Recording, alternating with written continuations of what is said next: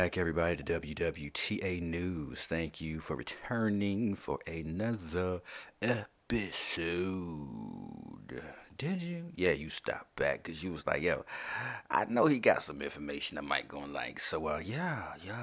But before we do that, hey, can I get you to hit that like button? And also, if you're returning to this channel and you have not subscribed, can I get you to hit that subscribe button? It's greatly appreciated. And if you got any family, friends, or loved ones who you think could use any of this information, please share the link.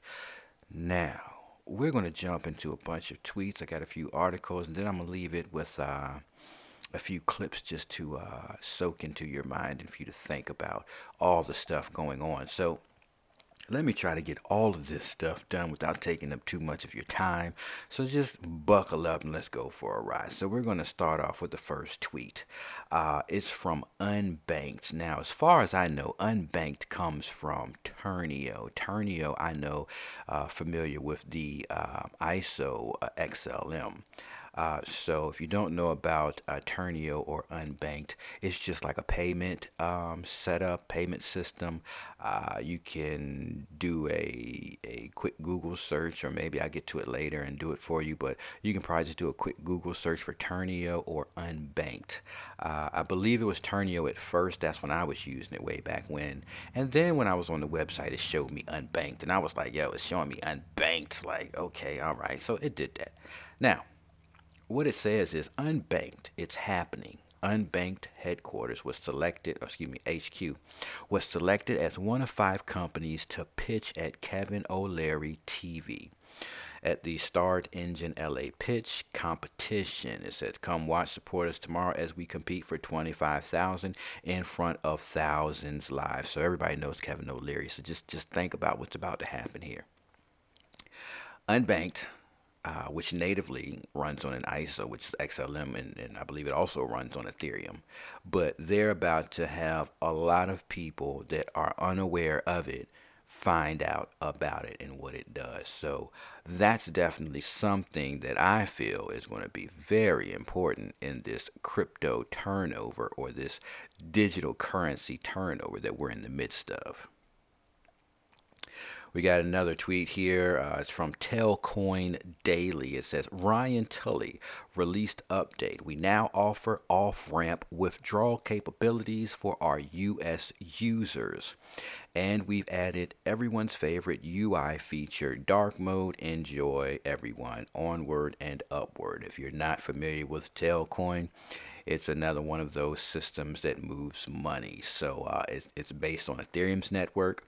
I don't know. I probably haven't done a view of that so you all can see it. But hey, take a look at it. See how interesting it is. You know what I'm saying? Because you might find value in that one as well. And they're making a lot of moves.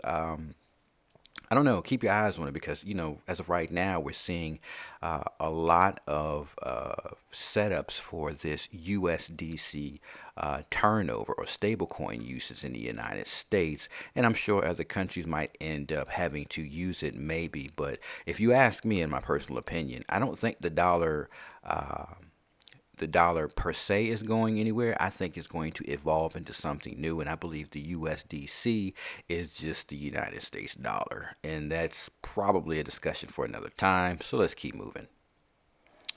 One from Bitcoin Magazine. It says Central Bank of Namibia says Bitcoin can be accepted as payment. Now, that's the gateway drug, right? Everybody says, oh, Bitcoin payment, yeah. But that's a gateway drug. Expect these stable coins, expect these ISOs, especially since we know what's going on with the Swift setup, Swift messaging system, and November 2022. So it's just amazing to see all these things happening, stuff for you all to keep your eyes on because believe it or not, it's going down. It's going down. In 2022, I mean, it was major things popping in 2021, but it's like 2022 got quiet, but then did it really? Or is it just the money, the retail side dialed down? You know what I'm saying? Tailcoin it says withdraw USDC with the Tailcoin app and receive USD in your US bank account with zero fees. Available on Apple and Android today. So there it is. There's your off ramp. Tailcoin, right? We know this is the Ethereum network, but you can see here clearly if you want to move United States dollars and you want to take maybe your crypto and convert it into USD, they're showing you how they themselves will allow you to do it straight out of their wallet, which we know is a DApp, just a digital app on your phone. So it's happening. I mean, I don't know how many ways to tell you all, but it's going down. Keep your eyes on Tailcoin to see what's going to happen in the future with that because that's major right there. Bitcoin Magazine. The president of Belarus says he wants to ban inflation from October 6th. All price increases are forbidden. Forbidden. How does that play out? How does that play out? Anybody think about that? How does that actually play out? Right? We know inflation is literally destroying the currency for what it is, but just that's a good question. How does that play out when you just, no inflation, let the prices be low? You know what I'm saying? Hey, look, stores are still going to try to crank up prices, right? Because, their product, their price, right? Does anybody ever think about that? But hey, man, I don't know. Let's see how that one pans out because that's interesting. Hey, man, we're banning inflation. We're banning it. Like, yo, we're not going to inflate anymore. What does that mean? You're not going to cut it? Stop. We're going to walk away from that conversation. Mixin Messenger, a new way to buy. Now, this has piqued my interest. I haven't done much research into this, but I saw this and I said, maybe when other people see this, they're going to start looking into it. So check this out. Mixin Network, the first cafe, bake, and more in Dubai, accepted crypto powered by Mixin. Says download the Mixin Messenger and buy with crypto, Bitcoin, Shiba, Dogecoin, accept Doge, USDT, and Ethereum. I never paid attention to any of that. And there it is right there. Bitcoin, Shiba, Dogecoin, right? So over in Dubai, they're already using a system like this. All these countries and nations are already moving in this direction. They're using this stuff. So it's like, hmm, think about that. They're using this stuff. So when will we wake up here in the United States and understand what's happening? Because if you don't understand, you're not paying attention and you're not awake and paying attention to this stuff, you're going to miss it. And just in the blink of an eye, it'll be gone. All right, we've got an article here that I just have to go ahead and read because everybody's making a commotion about this whole thing about Kim Kardashian and this she so-called was pushing which one was it? Ethereum Max, I believe it was. So let's go ahead and see what this article has. Let's get to the facts. Price of crypto token promoted by Kim Kardashian spiked 126% after the SEC charge unveiled. Okay. As the block reported this week, Kardashian was accused of unlawfully touting a crypto security. This case is a reminder that when celebrities or influencers endorse investment opportunities, including crypto asset securities, it doesn't mean those investment products are right for all investors, Gary Gensler, chairman of the SEC, said in a statement. Under U.S. rules, celebrities or other figures must disclose payments or compensation received for an endorsement. Kardashian agreed to pay 1.26 million or 0.07% of her 1.8 billion net worth for the charge and may she not endorse crypto asset securities for 3 years. So she had to pay 1.26 million out of her 1.8 net worth, not actual money that she has her net worth, right? So not what she, her net.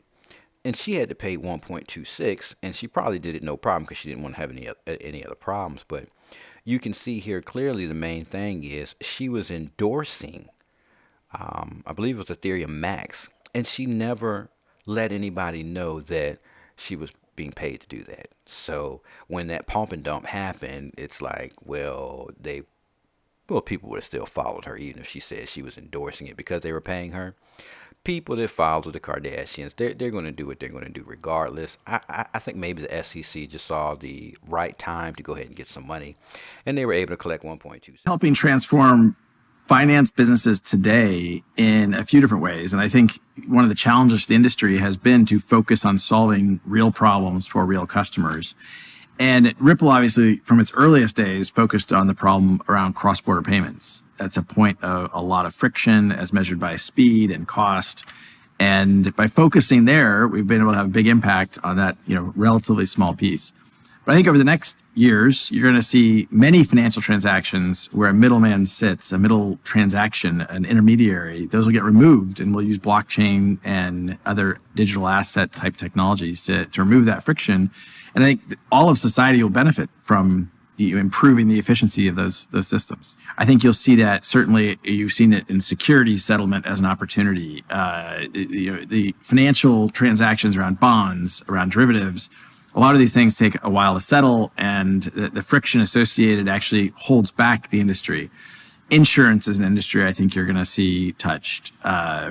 Trade finance is an industry that really Ripple, some of our customers have invited us to participate in. And you've seen experimentation around identity in real estate and title management. And these are all examples where I think it's so hard to predict where this will go, in the same way that 25 years ago, when I first got involved in the Internet of Information, I never could have predicted on my smartphone I'd press a button and I'd have a car picking me up minutes later. I think this will permeate lots of different parts of our society.